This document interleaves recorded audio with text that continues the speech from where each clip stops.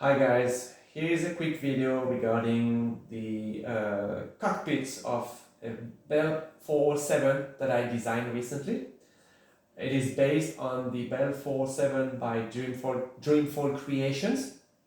So it's one of the best, in my opinion, one of the best helicopter in a flight simulator. It runs on X-Plane 11, it's not available yet for X-Plane 12. By the way, Fred, if you're looking at this video, I'm really looking forward to your product to be available for X-Plane 12 as well.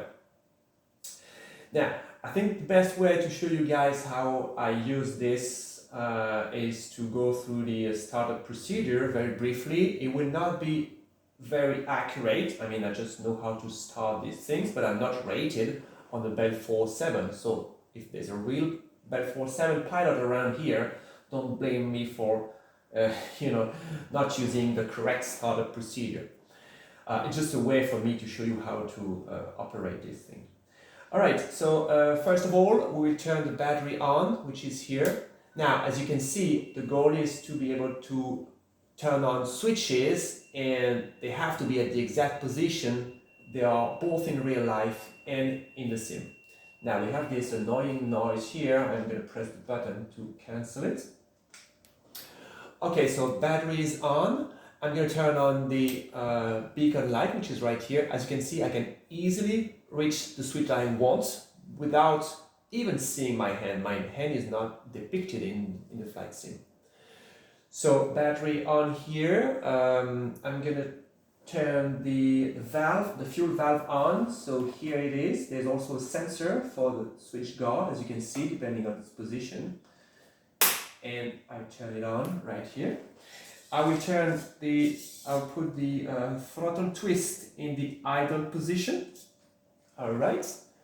Now we've got the, what is that again? That's the booster. That's basically the fuel pumps. And we're ready to go. So it's clear left and right, and on the collective, we're going to engage the starter, and it should start. I'm going to check the NG. Alright, it's going up. 30%. Blades should start spinning. Alright, here we go. Here we go. I should also mention that I also have a vibration system here on my seat, which is a jet seat as far as I remember. I turn it off now because otherwise it makes pretty annoying noise, and I guess you would not be able to hear me on the microphone if it was on. But it's a very nice add to the immersion, in my opinion. All right, so here we go.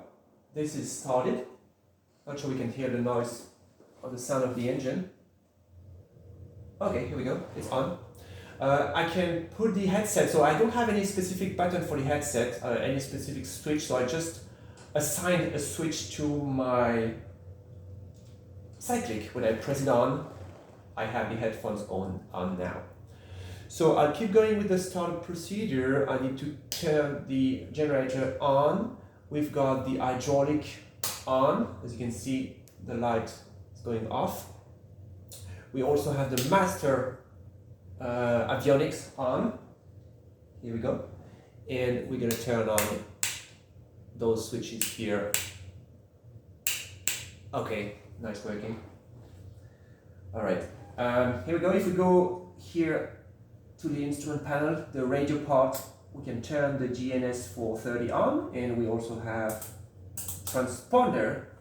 I turn it all the way to the right to the alt mode, and I don't know if you can read, but it says 7220 for the squawk code. I can change it to 7000 as we are going to fly VFR.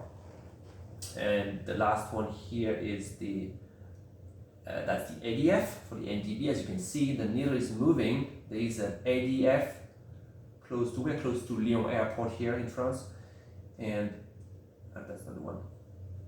Here we go.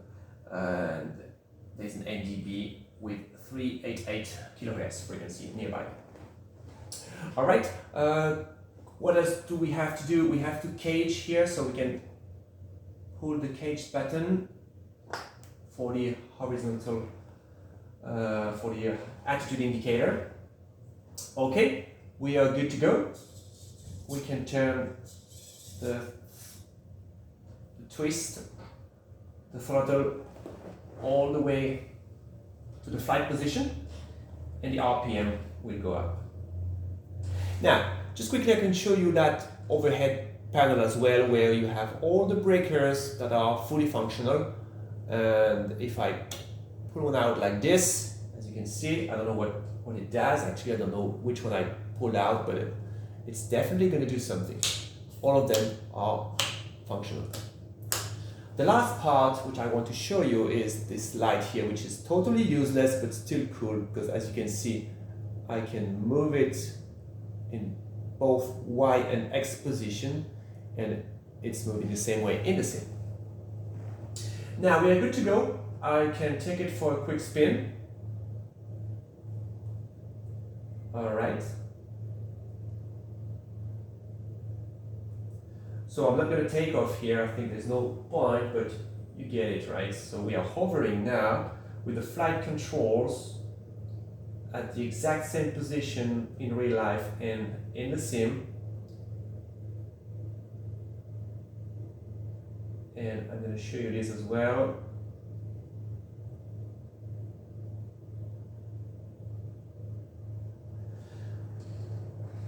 Okay, we have the 080 outside air temperature here that we can change, we can select, and there is also a swatch here where we can set the timer and start the timer if you want to know for how long you've been flying. Now the last part, and I don't know if it's going to be visible today because it's daylight. If I turn this switch here, you have the backlight, and as you can see, it's nice green light, and it's a bit bright here, but it's actually visible. All right, thank you for watching this video. That's all for now. If you have any questions, don't hesitate to ask me in the comments. Just for your information, the system I'm using is it's an old system actually. It's an old PC. I bought it in 2017. The card is a NVIDIA GTX 1070, and the headset is an Oculus CV1, so first generation of Oculus. Alright, thank you for watching. Bye bye for now. See you next time.